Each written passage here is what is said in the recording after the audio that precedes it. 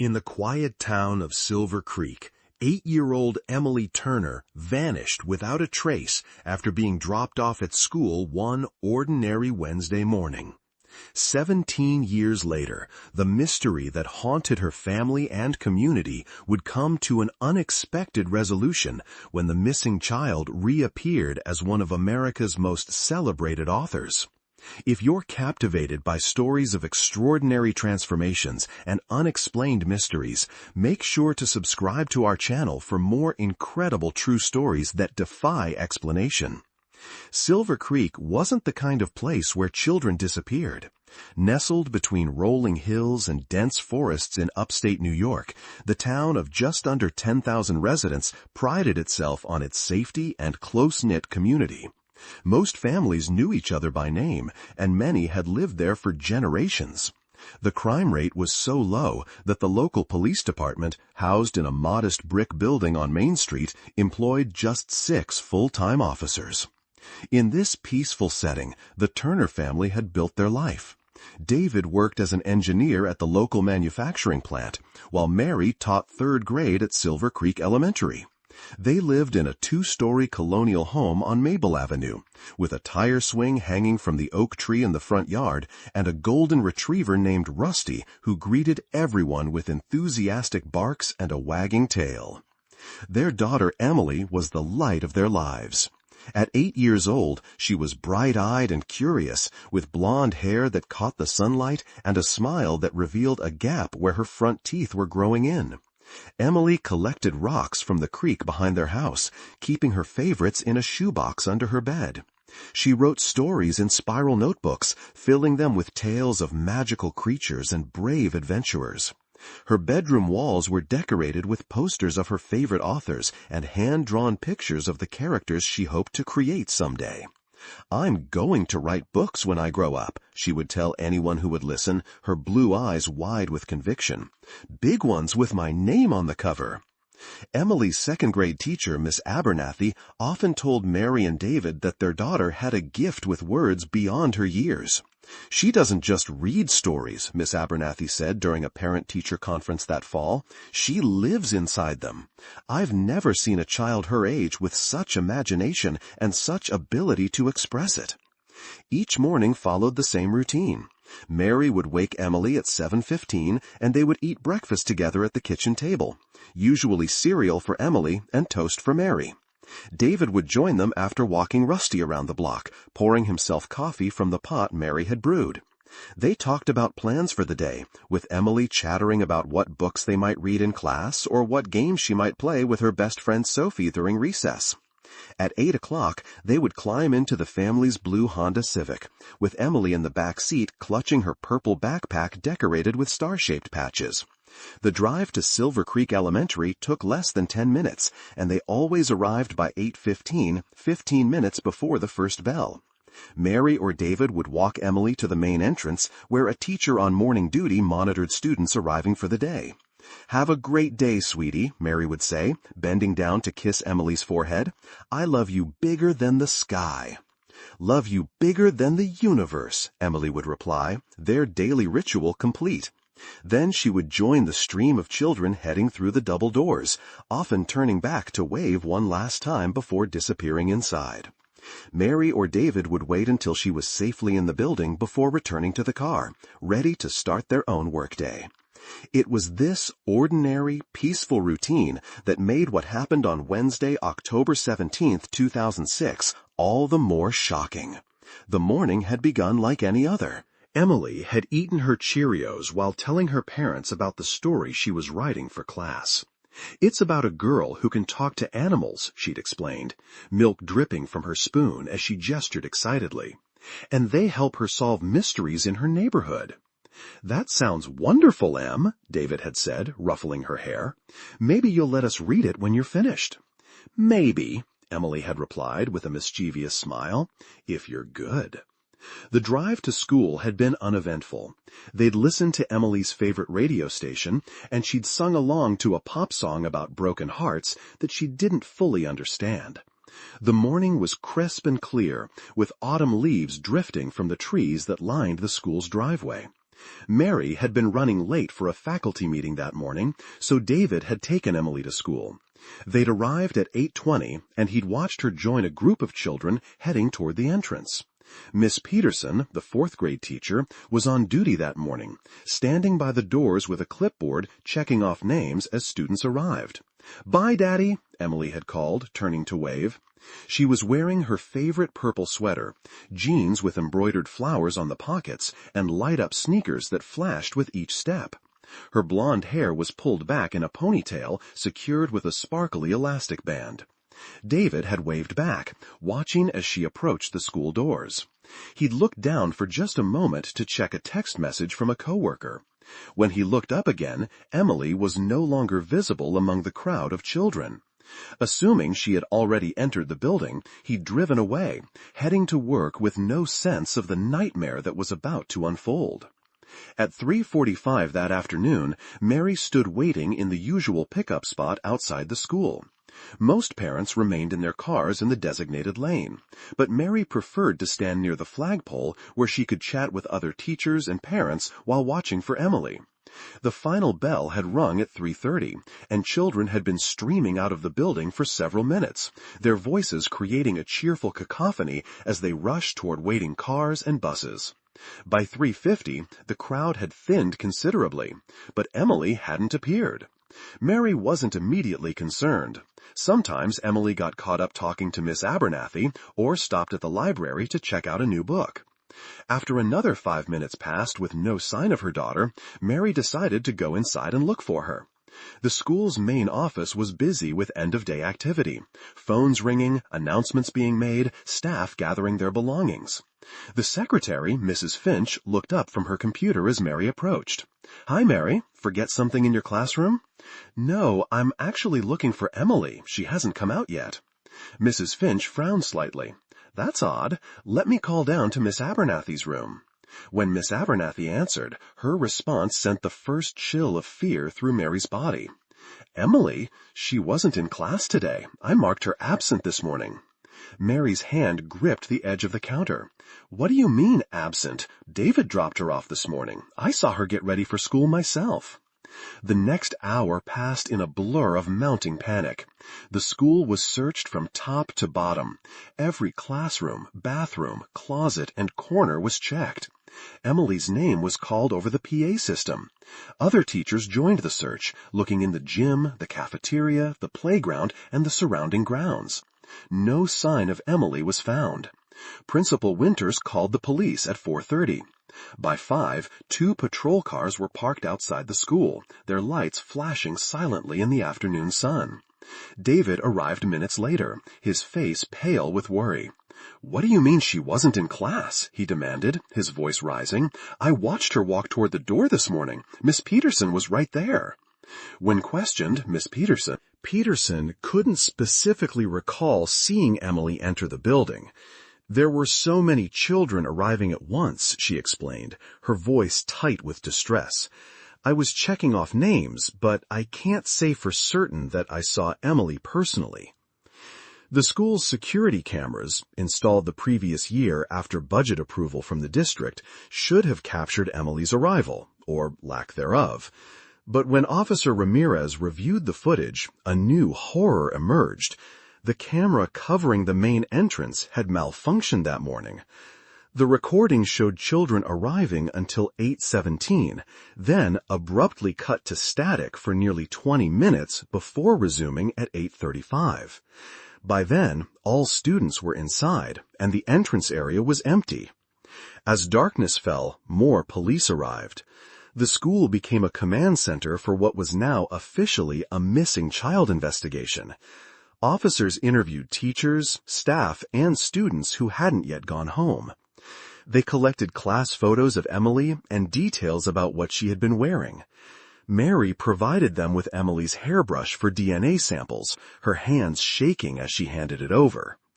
By 9 p.m., the first news van arrived from the Albany station. By midnight, all 3 local networks had crews on site, and Emily's school photo was being broadcast across the state. The reporters' voices were hushed as they delivered updates against the backdrop of the school, now illuminated by harsh portable lights brought in by the police.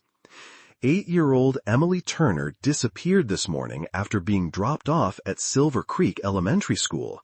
Police are asking anyone with information to come forward. Search teams with flashlights combed the woods behind the school. Canine units sniffed Emily's belongings and tried to pick up her scent, but the trails led nowhere. Volunteer firefighters and community members formed additional search parties, calling Emily's name into the darkness. Mary and David sat in Principal Winter's office, answering the same questions over and over for different officers. No, Emily had no reason to run away. No, there were no family problems. No, they couldn't think of anyone who would want to harm their daughter. She was happy, Mary kept saying, her voice growing hoarser with each repetition. She was excited about her writing project. She was just happy. As the night wore on, hope began to fade. The temperature dropped, and a light rain began to fall, hampering search efforts and potentially washing away evidence. Detective James Reed arrived from the county sheriff's office at 2 a.m., taking over as lead investigator. Tall and lean with short blonde hair and tired eyes, Reed had worked child disappearance cases before. His quiet competence offered a small comfort to the Turners, though his expression revealed his concern about the crucial hours that had already passed. "We're going to find her," he told them, his voice firm with a conviction he may not have fully felt. "Every available resource is being deployed." By dawn, Emily's disappearance was the lead story on national news broadcasts. Her smiling face looked out from screens across America as anchors reported on the baffling case of the girl who had vanished at her school's front door. The days that followed brought more searches, more interviews, more dead ends. David and Mary appeared at a press conference, their eyes hollow with exhaustion, pleading for anyone with information to come forward. Their voices broke as they spoke directly to Emily, wherever she might be. "We love you. We miss you. Please come home." Tips flooded in, hundreds of them. Possible sightings were reported from neighboring towns, then from neighboring states. Each was investigated, and each led nowhere.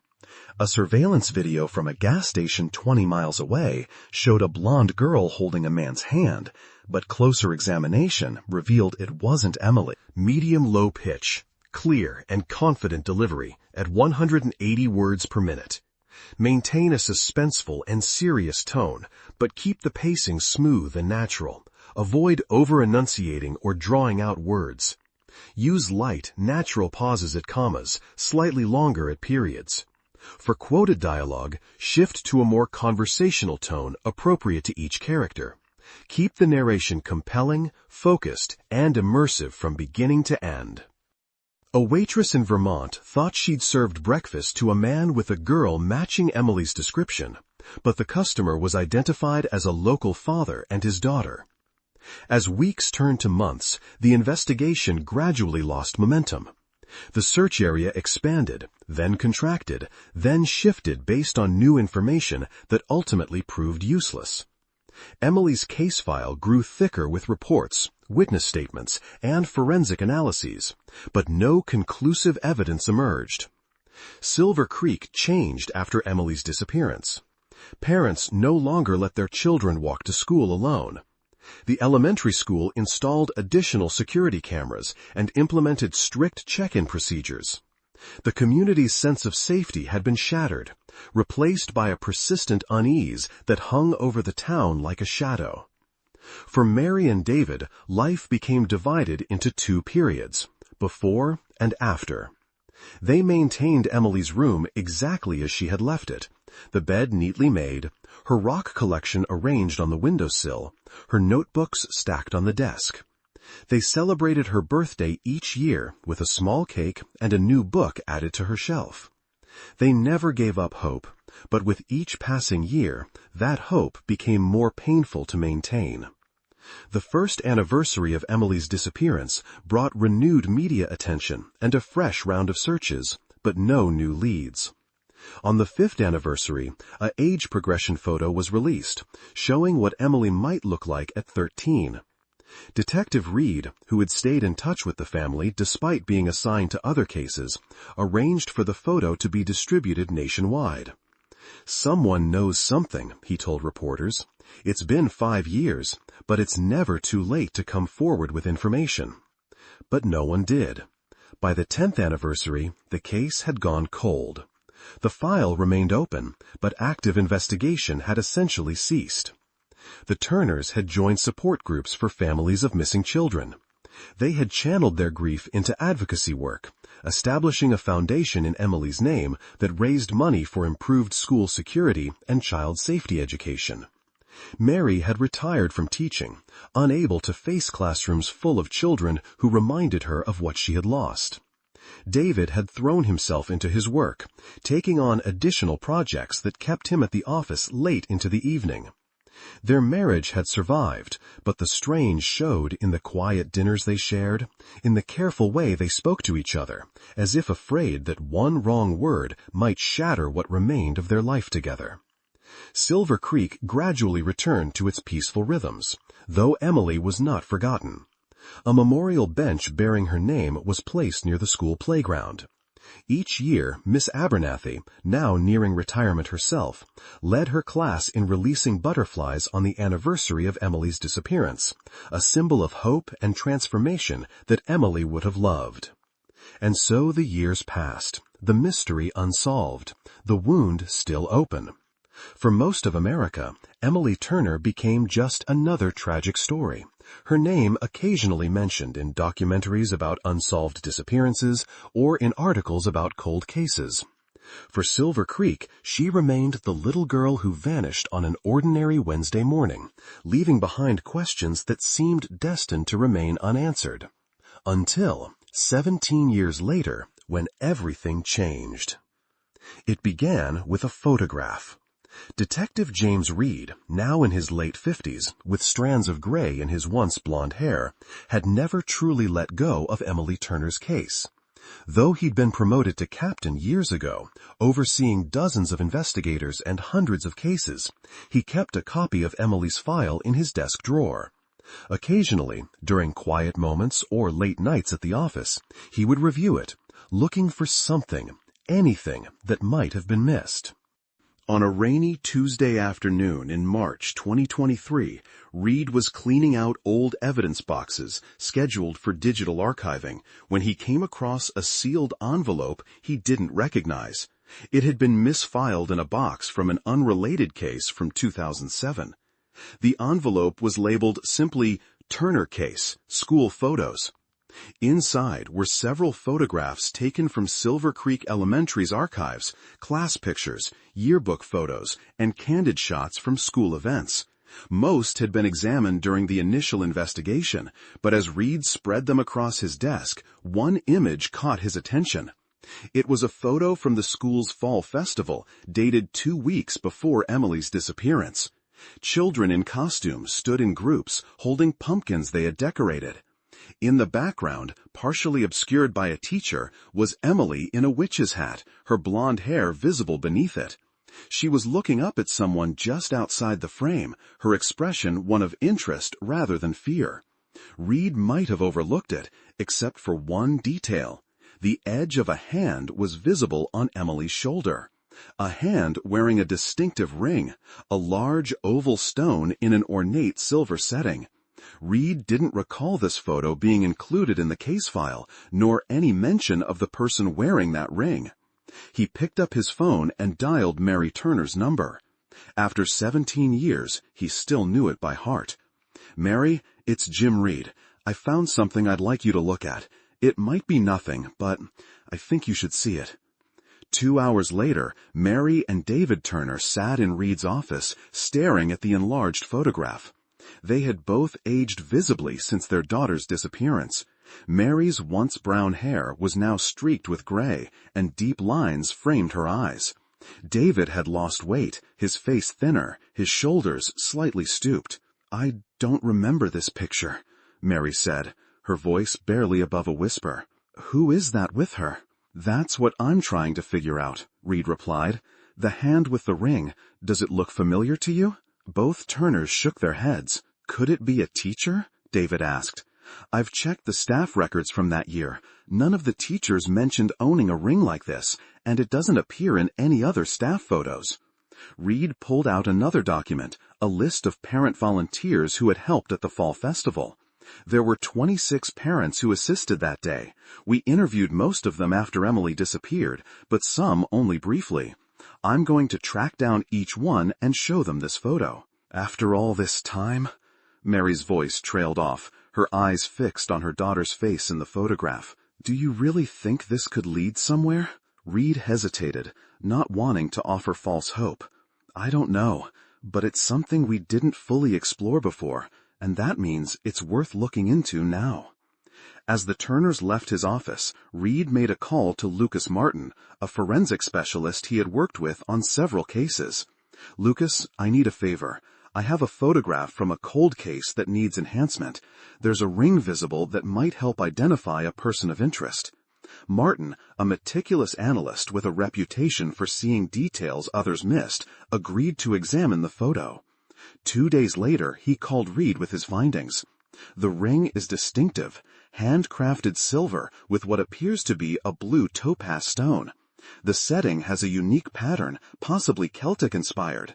It's not mass-produced jewelry. This would have been a custom piece or from a small artisan shop. Reed felt a surge of excitement, the first real lead in the case in years. Can you create a clear image of just the ring, something we could show to jewelers or silversmiths? Already did, Martin replied. I'm sending it to your email now. There's something else, though. I noticed a partial reflection in a window behind the subjects. When enhanced, it shows another angle of the person wearing the ring. I can't get a clear face, but it appears to be a woman with dark hair, possibly in her 30s or 40s at the time. Reed thanked Martin and immediately began planning his next steps. He would start with local jewelry stores that had been in business in 2006, then expand to regional craftspeople. He would re-interview the parent volunteers, showing them the enhanced images. And he would check if any of the teachers or staff had mentioned a visitor or substitute around that time who matched the partial description. For the first time in years, the investigation into Emily Turner's disappearance had new momentum. Word spread quickly through Silver Creek that there was new activity in Emily's case. In a town that small, it was impossible to keep such developments quiet, especially when Reed began interviewing people who hadn't been approached about the case in over a decade.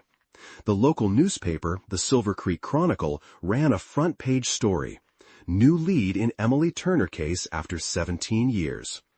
The article was picked up by larger papers in Albany and New York City, and soon national outlets were running segments on the case, featuring the age progression photos of what Emily might look like now, at 25. Reed's investigation led him to Elaine Winslow, a silversmith who had owned a small jewelry shop in neighboring Camden until her retirement 5 years earlier. When shown the enhanced image of the ring, she studied it carefully before nodding slowly. Yes, I made this piece. It was part of a small collection I created for a writing retreat center about 20 years ago. The center commissioned 5 or 6 pieces as gifts for their visiting authors and instructors. Do you remember the name of this retreat center? Reed asked, trying to keep his voice steady despite his racing pulse. Willowbrook Writers Haven. It was about 30 miles north of here. Beautiful old estate converted into a residential program for writers. I believe it closed down some years ago. Reed thanked Winslow and immediately began researching Willowbrook. The retreat center had indeed existed, operating from 1998 to 2011 before closing due to financial difficulties. Its records weren't digitized, but the property had been purchased by a real estate developer who had maintained some of the old files for historical interest. After several calls and a convincing explanation of the case's importance, Reed secured access to those records. 2 days later, he sat in a storage room surrounded by boxes of old registration forms, program schedules, and photographs. What he found sent a chill down his spine. In October 2006, just days before Emily's disappearance, Willowbrook had hosted a children's literature workshop. Among the visiting instructors was a woman named Eleanor Bennett, a relatively unknown author at the time who had published 2 children's books. Her registration photo showed a woman in her late 30s with dark hair and intense eyes. And on her right hand, clearly visible, was the distinctive ring. Further research revealed that Eleanor Bennett had left the literary scene shortly after that workshop.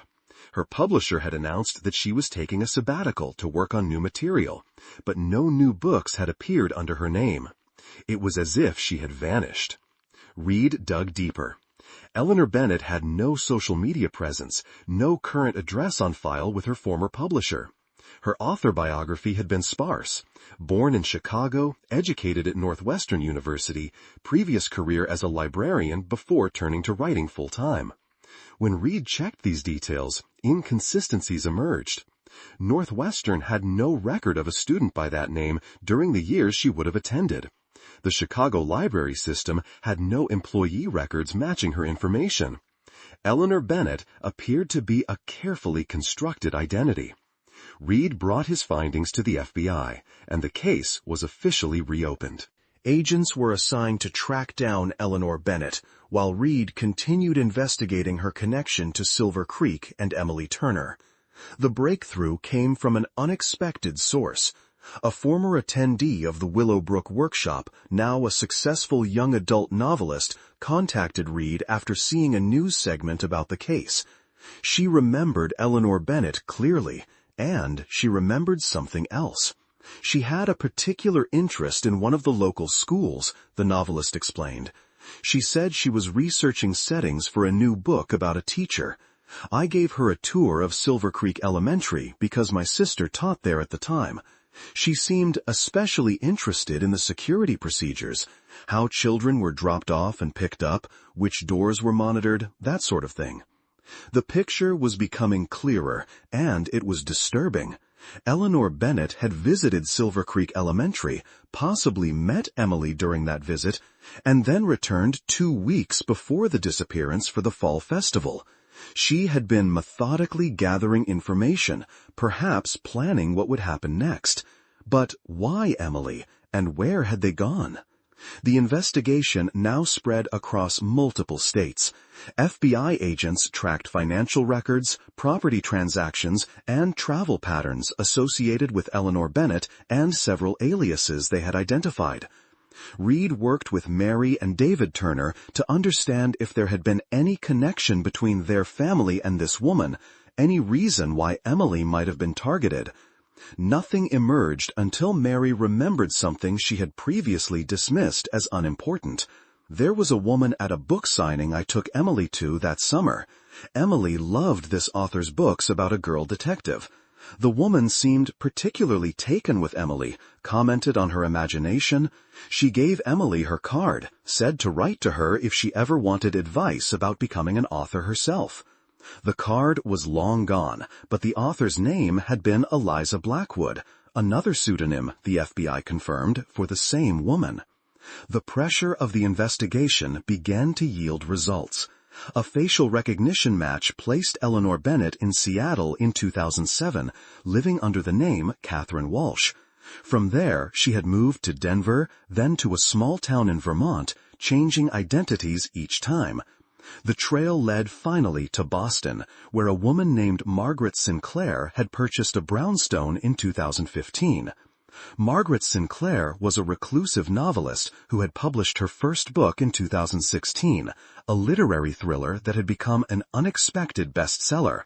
3 more successful novels had followed, each receiving critical acclaim.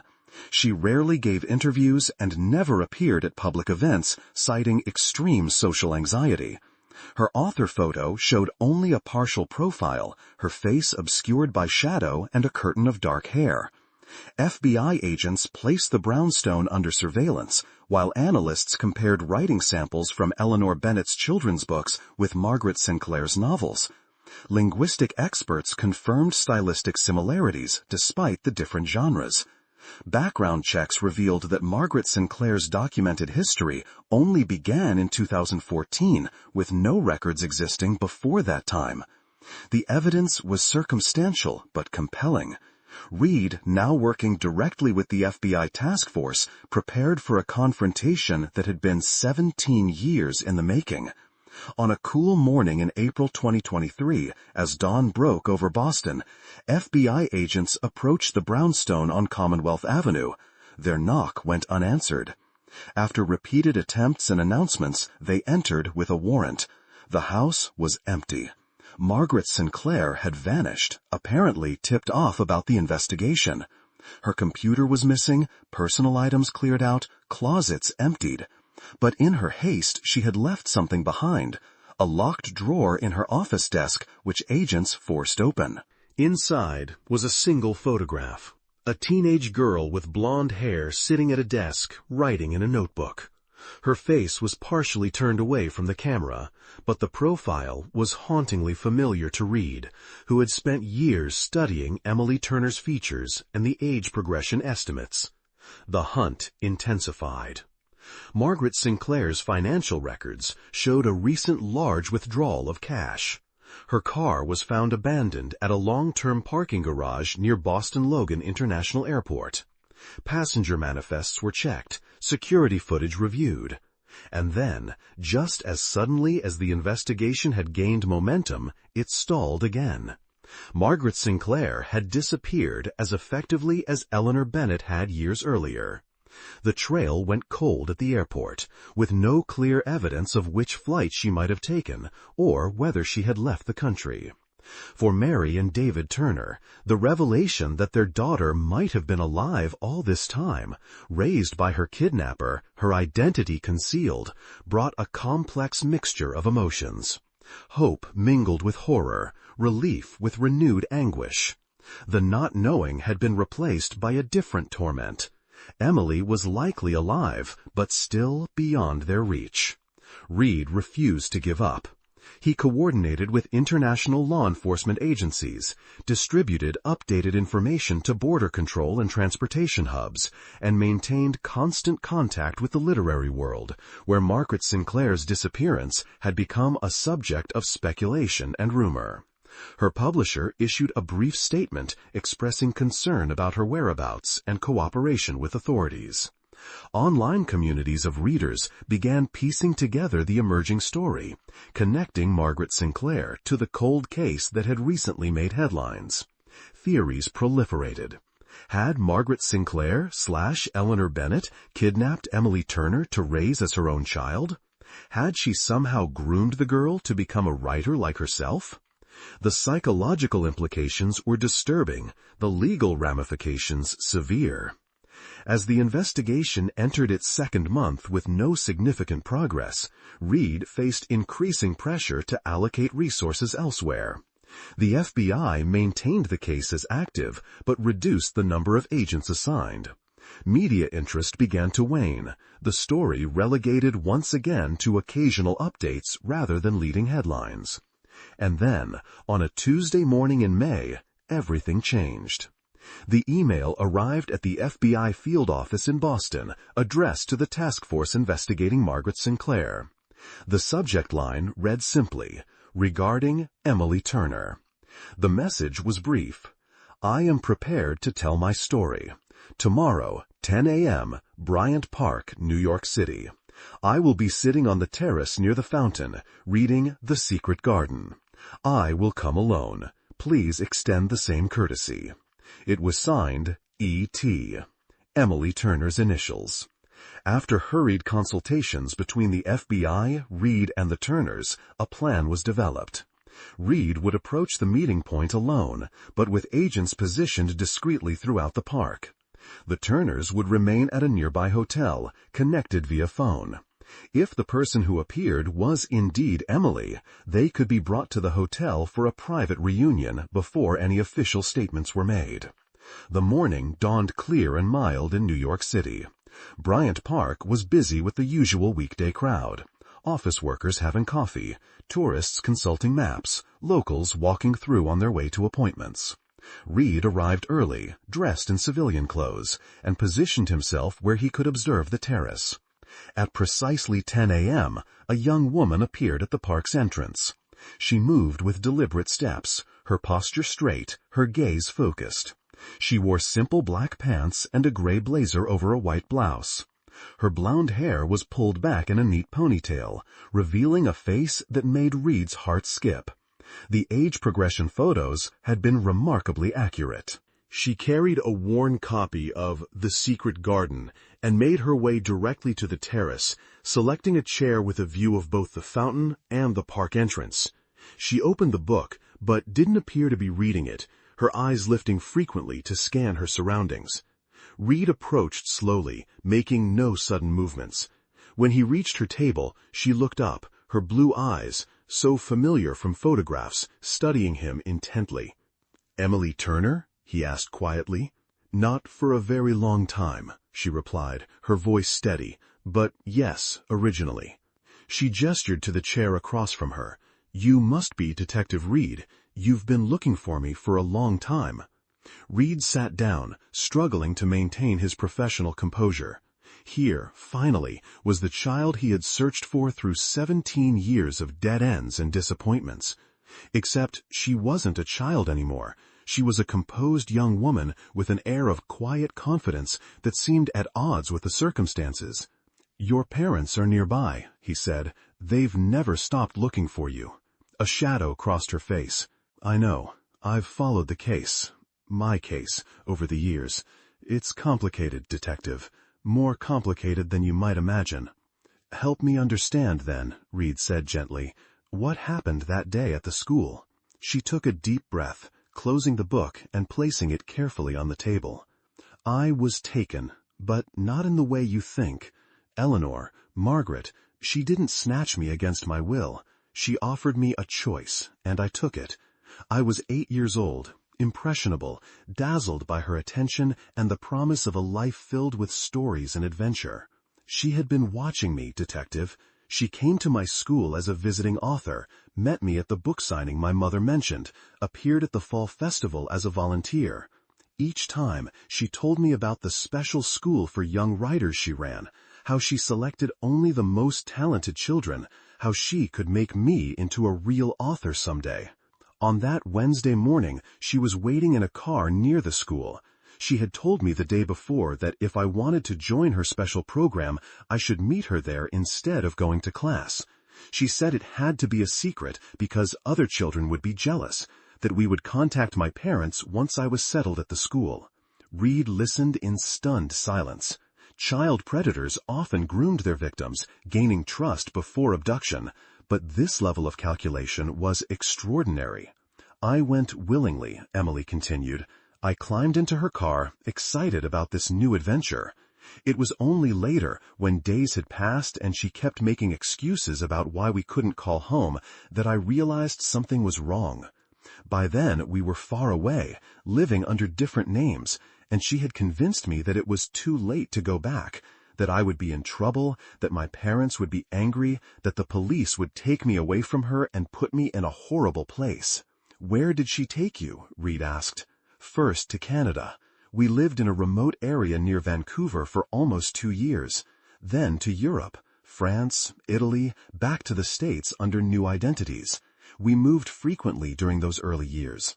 She homeschooled me, focused intensely on my education, especially writing. She was not always kind, but not physically abusive either. Her control was psychological, absolute." Emily, or whatever name she now used, spoke with a detached precision, as if describing events that had happened to someone else.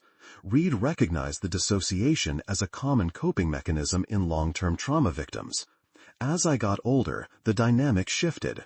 I began to understand what had happened, to question her, to challenge the narrative she had constructed. By then, I was 14, 15. She responded by giving me more freedom, more responsibility in her writing career. She positioned herself as my mentor, my collaborator. She published my first short story under her name when I was 16. "And the novels attributed to Margaret Sinclair?" Reed asked, though he suspected the answer. "Mine. she said simply. All mine. She edited them, guided their development, but the writing is mine. The success, the acclaim, those belong to me, even if the world doesn't know it. Reed struggled to process this revelation. Why come forward now? Why not years ago, when you began to understand what had happened? She looked away, watching the fountain for a long moment before answering. Stockholm Syndrome is too simple an explanation, but not entirely wrong. I came to depend on her, to value her approval, to believe that the life we had built together was better than what I had left behind. And later, when I was writing seriously, publishing successfully, I feared losing everything I had worked for if the truth came out. What changed? She did. As my books became more successful, as I began to establish connections in the literary world, she became increasingly paranoid, controlling. When I learned about the investigation gaining new momentum, I confronted her. The argument was intense. She left that night, taking most of our documents and money. I don't know where she's gone. And you decided to reveal yourself? Reed concluded. Yes, I'm 25 now. I've lived 3 lives. Emily Turner, then Catherine Walsh's daughter, then Margaret Sinclair's mysterious protege. I want to live as myself now, whoever that might be. She looked directly at Reed, her expression resolute. I want to see my parents. I want to explain, to apologize, to try to understand what was taken from all of us. But I need you to understand something first. I'm not coming home, not permanently. I have my own life now, my own career. I can't be the 8-year-old they lost. Reed nodded slowly. They know that. They just want to know you're safe, to be part of your life in whatever way is possible. Then let's go, she said, standing and gathering her book. I've been preparing for this moment for months, but now that it's here, I find I'm not prepared at all. The reunion took place in a private suite at the hotel where Mary and David Turner were waiting. Reed accompanied Emily, she had asked him to call her by that name now, at least with her parents, to the door, then stepped back, allowing her to enter alone. What happened in that room remained private, known only to the 3 people who had been separated for 17 years. Reed waited outside, fielding calls from the FBI team, coordinating the ongoing search for Eleanor Bennett/Margaret Sinclair, and preparing for the media storm that would inevitably follow this extraordinary development. When the door finally opened 2 hours later, all 3 Turners emerged. They had been crying, but there was a lightness to them now, a sense of something precious recovered, even if changed beyond recognition. We'd like to make a statement, Emily said to Reed, together. But first, there's more you need to know about Eleanor, details that might help you find her. In the days that followed, Emily Turner's story captivated the nation. The media dubbed it The Author's Apprentice, focusing on the bizarre literary angle of the kidnapping and the success of the books Emily had written under Margaret Sinclair's name.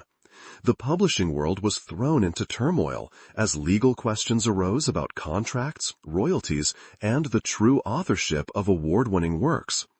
Emily herself approached these challenges with remarkable composure. In a carefully orchestrated press conference, she appeared with her parents, all 3 presenting a united front. She spoke eloquently about her experiences, neither minimizing the trauma nor allowing it to define her entirely. Eleanor Bennett stole my childhood, she told the assembled reporters. She manipulated and controlled me during my formative years. But she also gave me an education in writing that shaped my voice and my craft. I won't allow her to take credit for my work, nor will I let her actions determine my future. The information Emily provided led to an international manhunt for Eleanor Bennett. Bank accounts were frozen, properties seized, associates questioned. The investigation revealed a pattern of obsessive behavior stretching back decades. Eleanor had attempted similar grooming techniques with other talented children, though Emily was the only one she had actually abducted. Psychologists speculated about Eleanor's motivations. She had been a moderately successful children's author whose career had stalled. Had she kidnapped Emily out of a twisted desire to nurture talent she recognized as superior to her own? Had she been living vicariously through Emily's writing, taking credit for work she could never have produced herself? The full truth remained elusive, as Eleanor herself remained at large. For Mary and David Turner, the return of their daughter brought joy mixed with adjustment. The 8-year-old they had lost was now a self-possessed young woman with her own apartment in Brooklyn, her own routines, her own life shaped by experiences they had not shared. They began the delicate process of getting to know each other again, building new relationships rather than trying to recapture what had been lost. Emily decided to publish her next novel under her birth name, with an acknowledgement of her previous work as Margaret Sinclair. The book, a literary thriller about identity, captivity, and the power of storytelling, became an instant bestseller. Its success fueled partly by the extraordinary circumstances of its author's life, but sustained by the undeniable quality of the writing itself. 6 months after Emily's return, Eleanor Bennett was finally apprehended at a small hotel in Portugal. She had altered her appearance, but was identified by a hotel employee who recognized her from international news coverage. She was extradited to the United States to face charges of kidnapping, identity fraud, and financial crimes. Emily chose not to attend the trial. "I've confronted her in the ways that matter to me," she explained in a rare interview. "I've reclaimed my name, my work, and my relationship with my family. The legal system will determine her punishment, but my focus is on the future, not the past." That future included a memoir, carefully written over the course of a year, detailing her experiences from abduction to return. The book, titled The Missing Pages, became a cultural phenomenon, praised for its unflinching examination of trauma, identity, and the complex psychological bonds that can form between captor and captive. Emily established a foundation to help missing children and their families, using her platform and a portion of her earnings to fund resources for search efforts, support services, and reintegration programs. She spoke at schools about safety and the tactics predators use to gain children's trust. And she continued to write fiction, each book more acclaimed than the last. Detective James Reed, who had never given up on finding Emily Turner, attended the launch event for The Missing Pages at a bookstore in Silver Creek, the town's first ever appearance on a national book tour. The line of people waiting for signatures stretched around the block. Inside, Emily sat at a table surrounded by stacks of books, her parents nearby, visibly proud as their daughter greeted each reader with genuine warmth. When Reed's turn came, Emily stood to embrace him. "You kept looking when others would have stopped," she said quietly. "Thank you for not forgetting me." "I promised your parents I wouldn't," Reed replied. "Some promises you just have to keep." Emily smiled, the same bright smile visible in her childhood photos, now on the face of a successful young woman who had overcome extraordinary circumstances. She opened a copy of her book and wrote a personal message before handing it to Reed. "To Detective Reed," it read, "who proved that even the coldest cases can find resolution, and that no child is ever truly forgotten. With gratitude, Emily Turner." As Reed left the bookstore, he passed a display of Emily's novels, both the ones published under Margaret Sinclair's name and her newest works. The jacket biography now included the truth. Emily Turner is the author of 7 acclaimed novels. Her work explores themes of identity, resilience, and the power of stories to shape our understanding of ourselves and others. She divides her time between New York City and Silver Creek, where she was born and, after 17 years, finally found her way home. The story of Emily Turner, the missing child who returned as a best-selling author, would be told and retold for years to come. It would appear in case studies, documentaries, and psychological textbooks. It would inspire legislation regarding school security and child protection. It would remind parents to talk to their children about the tactics predators use to gain trust. But perhaps most importantly, it would offer hope to those still waiting for answers about their own missing loved ones. If Emily could return after 17 years, transformed but alive, then perhaps other miracles were possible. Perhaps other cold cases might still find resolution. Perhaps other families might one day experience the joy that Mary and David Turner felt when their daughter finally came home. In a world where the news cycle moves relentlessly from one tragedy to the next, where missing children too often become statistics rather than stories, Emily Turner's return stood as a testament to persistence, to the refusal to forget, and to the enduring power of hope, even when that hope seems most fragile.